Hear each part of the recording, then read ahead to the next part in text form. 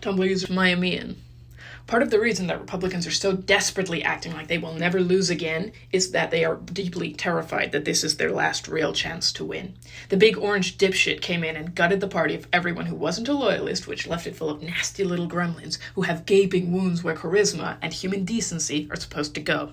They still hold a lot of power, but if we stop them this year, the next presidential election may not be the most important one of your life. That's not a guarantee or anything. But if they don't win, here and now, their future looks grim. This dipshit is the only guy they have left, and he's extremely diminished, and he has his brains leaking out of his ears at this point. We can beat him into the ground. So that's what we're gonna fucking do. We're gonna break these fucking fash. They will crash upon us, and we're gonna break their fucking necks. When they come for us, they will lose because they're fucking losers, and we have each other's backs, which is something they fundamentally are incapable of comprehending.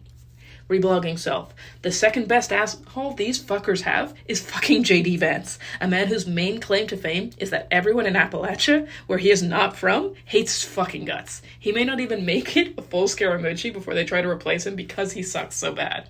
These are not strong people. This is not a strong party. These fuckers are weak right now, and we should make them weaker still by stepping on their fucking necks. Tumblr user Prismatic Bell. Don't forget, Trump is a 78-year-old cocaine addict who lives on Big Macs and does not exercise. There is no morality or lack thereof about those things, and many of us do them, but all three of them will put a strain on your heart, especially when you're pushing 80.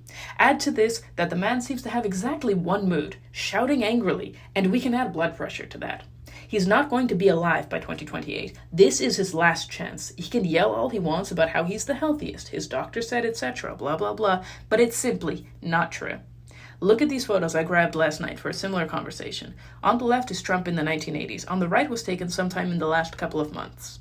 Now, yes, these photos are 40 years apart, so some things are going to naturally look very different, but there's one thing you don't expect to change across decades. Eyes, and his have. Look on the left. It's not a pleasant expression. He's always been an asshole, but he's very present. He's challenging you, daring you. What he has to say is almost certainly bullshit, but it's going to come out in complete sentences. He knows it's bullshit, and he's going to find a way to sell it to you anyway. Don't ask about the dove. As someone born in 1988, I can tell you it's just safer to not ask questions about any photographic decisions from the 80s. Now look at the photo on the right, and there's just nothing. He's confused, a little scared. That's a man who's losing himself and knows it. Anyone who's had a relative with Alzheimer's knows that look. And yes, this is relatively new with him. Producers on The Apprentice indicated he'd already started declining mentally by the time the show aired 15 years ago, but look at his eyes. He's an older man here, and you can see he's tired. The weird bangs also didn't do him any favors. I can't find any pictures from The Apprentice where he doesn't look like he's squinting, and I'm like 90% sure it's actually because of the terrible bangs. But he's still mostly there mentally. He's still mostly got the stare. Now look at the 2024 photo again. He will not be running in 2028 if, by some miracle, he's still alive in 2028. And that if is doing more heavy lifting than an Olympics free weights champion. I have a feeling that man's cholesterol numbers are so far past in the red, they're into shrimp colors. He's going to be drooling in a wheelchair on a feeding tube because he will have forgotten how to eat. And again, there is no moral judgment attached to that statement. Dementia doesn't discriminate, and a small part of me even feels badly for him because I know from my grandmother how frightening it is.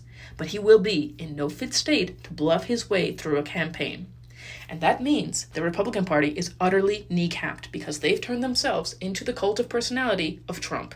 I guarantee the plan was to get him into office in 2024, use the time before he died to set up how he truly, genuinely wants X to be his successor and lead the country to greatness, and use that as a baton pass, just like the North Koreans do. But if he doesn't win in 2024, they're fucked. Absolutely fucked, because the MAGA crowd will not accept a new dear leader without the word of the current one.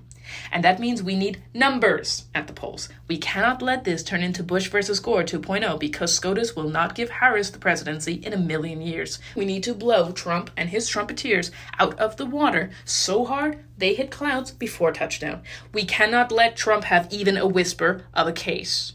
And just a reminder, if you're still on the fence, right now, we're fighting for fascism versus not fascism. If you want to go further left, the best way to do that is to bitch slap fascism silly, because when leftward parties see that fascism won't get votes, they will start to skew leftward. That's how it's done. That's how the Republicans did it to us from Reagan onward, and payback time is here. So make it a bitch.